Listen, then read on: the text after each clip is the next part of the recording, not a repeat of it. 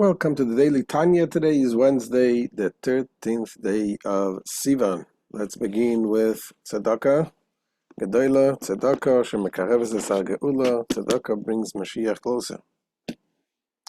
And today we start chapter 4 in Shar, Hayichud, VA'amuna, the gateway to unity and faith. And we left off yesterday with a very interesting question.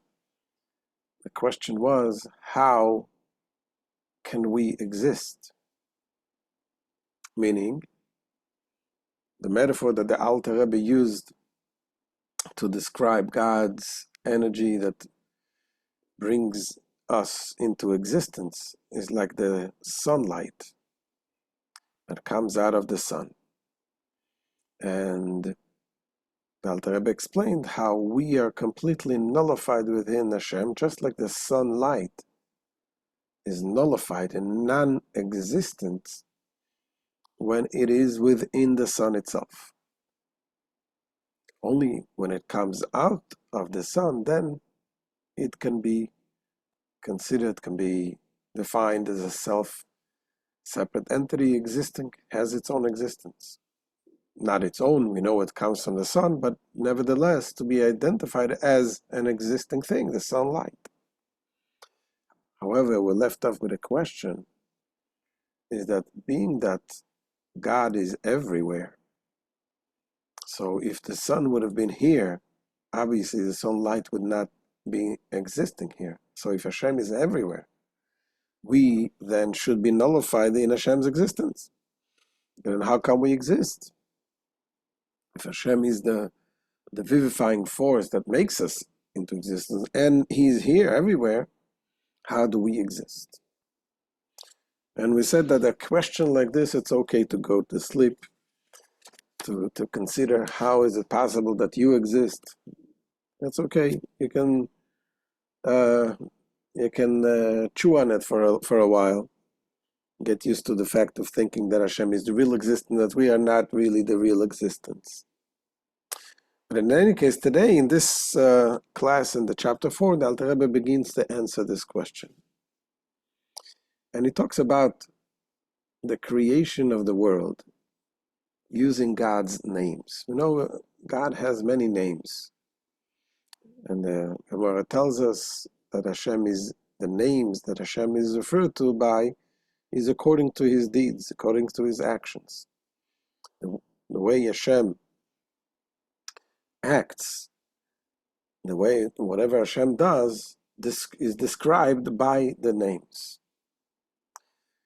And when we're talking about the creation of the world, what is the names that God used to create the world?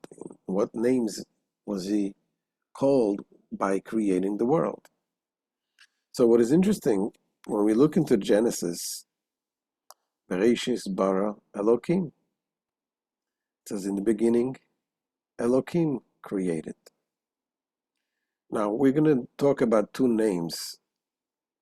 We call it Havaya and Elokim. Havaya is the name which is the Yud, the Hey, the Vav, and the Hey. It's called the Tetragrammaton, the four-letter name of Hashem. We obviously don't pronounce it because of the holiness of the name. And the same thing is the other name, Elokim, is actually pronounced as Elo and Him. But we say Kim just because we don't want to pronounce God's name. We're going to focus on these two names. So in Genesis, as I said, it says about Hashem Elokim created. And then throughout the 10 utterances, it always says Vayomer Elokim, and Elokim said. It doesn't mention the other name of Havaya. Later on in Genesis, when it talks about Shabbat, it says, B'yom asot Hashem Elokim eretz v'shamayim. When Hashem Elokim created the heaven and the earth and the heavens, and there he uses both names, Havaya and Elokim.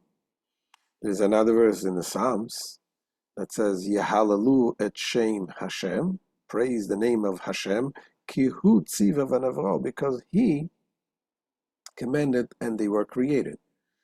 So we see some places that mention the name Havaya, Hashem, and other places it mentions Elohim. So which one is it?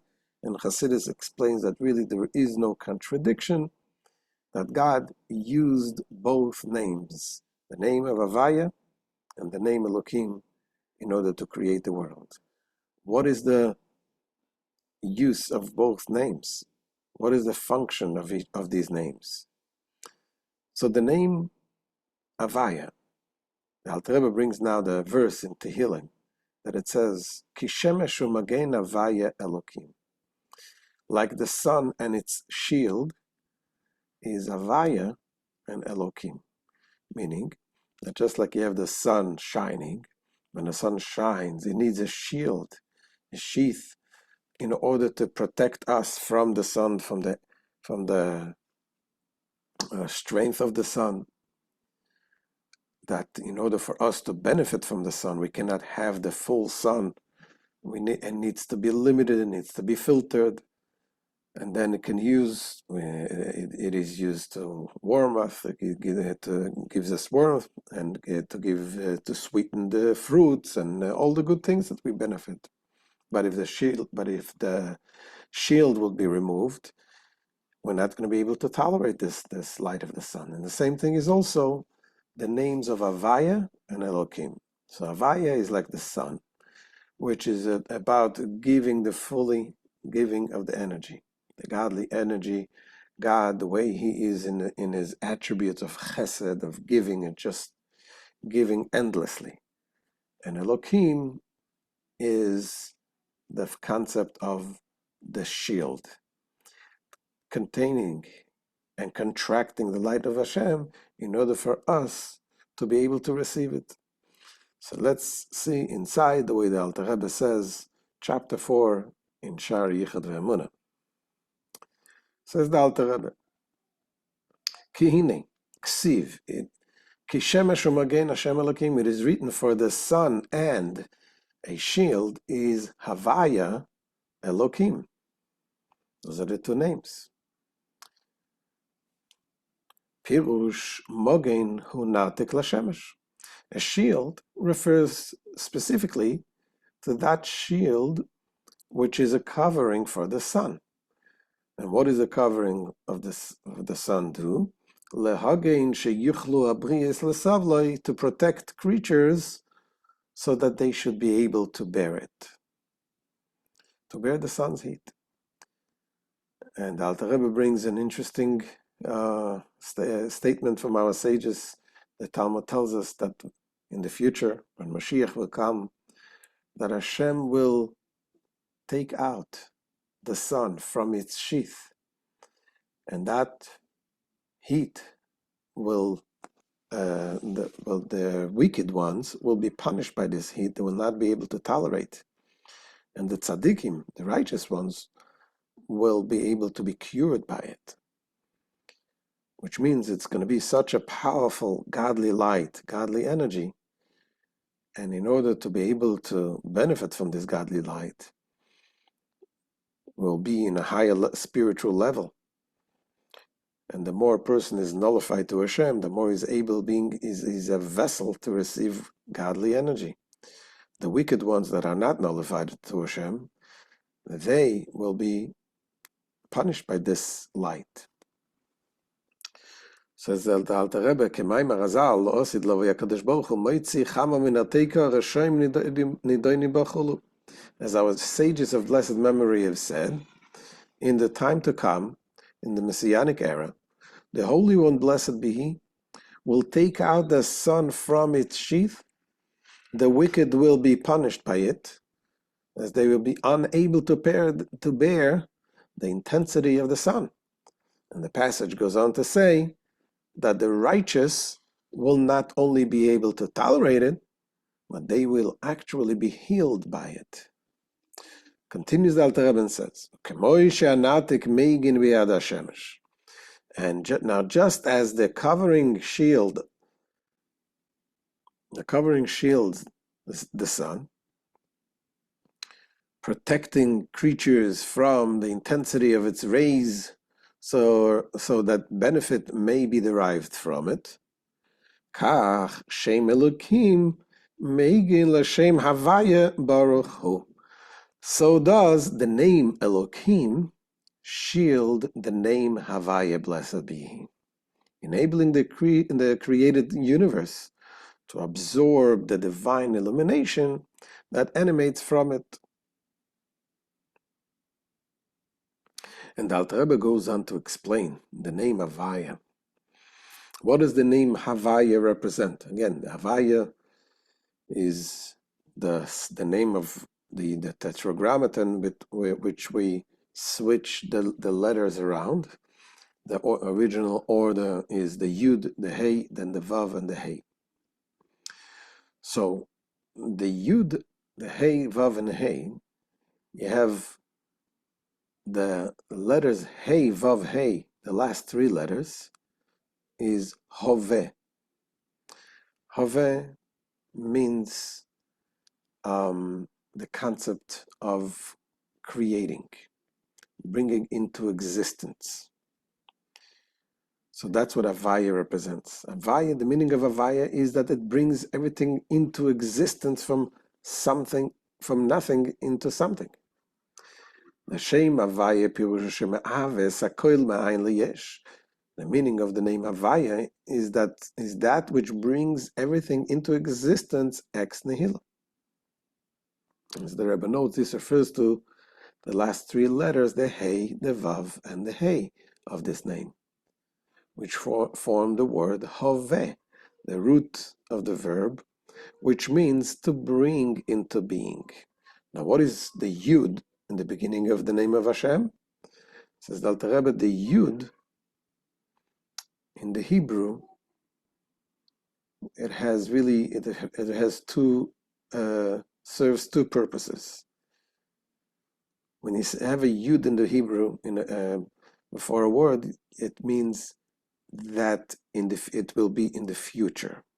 And the other meaning is that it makes it something constant. And he brings an example, as we'll soon see. והאיוד משמשס על הפעולה שהיא בלשון הויבה וסמית. The letter Yud prefixed to the stem hoive modifies the verb, indicating that the action is present and continuous. That means that creation is not only Hashem created in the 6 days of creation, but Hashem continues to create. That is the letter Yud, it makes it continuous. And the example that he brings is from a verse in Job. It says, "Kedepirish Rashi al pasuk kocho yase Iyov kol hayamim." As Rashi comments on the verse, in this manner was Job, the Iyov, accustomed to do all the days. And the way he says that he would accustomed to do all the days is the word ya'aseh. The root of ya'aseh is asa, that he does, or he did. Ya'aseh means he will do. That's one way of understanding it. But ya'aseh can also mean that this is what he constantly does. So the letter Yud in the beginning of the word makes the verb as a constant thing, that it's constantly happening. And as Alter Rebbe says, that this is because the name of Hashem, Yud Kei Vav Kei, is Hashem, the Yud, makes it constant, the Hoveh, the creating, the bringing us into creation, something from nothing. והיינו החיוס הנשפע בכל רגע ממש בכל הברואים, ממוצא פי הוויה ורוחי ומהווה עושה מאין ליש בכל רגע.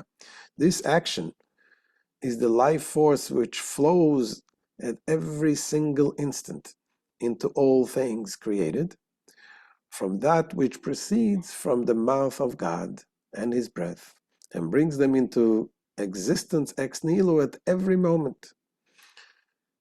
Because this is something Hashem needs to do constantly. It's not enough that He created us in the past, as we learned in the previous chapters.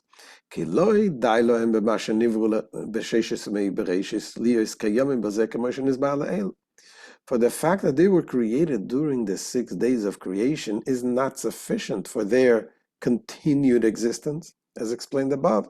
They must continuously be created. Continues now, the Alter Rebbe says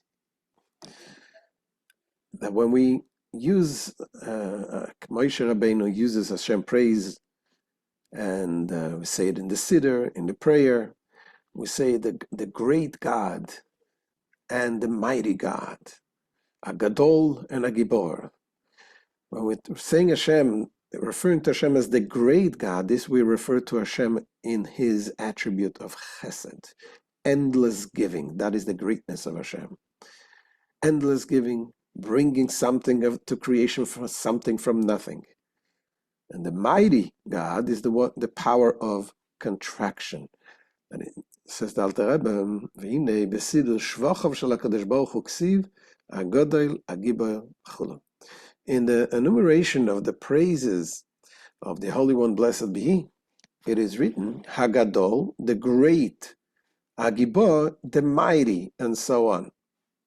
Upirush Hagadol hi midas chesed veispashtos achayus bechol oilemois ubruim le'en kates v'tachlis. Hagadol, the great one, refers to the attributes of chesed, the kindness, and to the spreading forth of the life force into all the worlds and created things without end or limit. That's number one. That is bringing them with the limit. The chesed of Hashem is without limits. And secondly, is liyois buim ma'ayin liyesh, so that they shall be created ex nihilo, meaning they are creating something from nothing. That is the power of Hashem.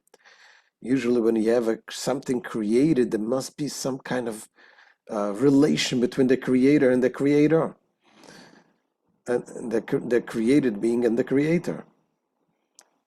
But here, Hashem creates us something from nothing, meaning that the created being does not see at all that it comes from its source.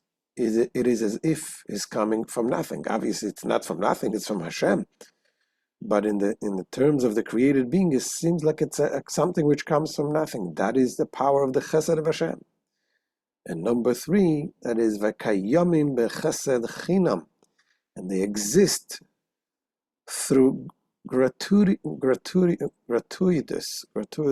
kindness. It is a kindness that is giving not for expecting something in return. It is Hashem giving us like the nature of Hashem, just to give without accepting anything else. When a person usually gives, he gives because he accepts something, he expects something in return. For God maintains all creatures whether they are worthy of his kindness or not. This is the attribute of a chesed of Hashem. And this attribute is called Gedula, the greatness of Hashem. V'nikras Gedula.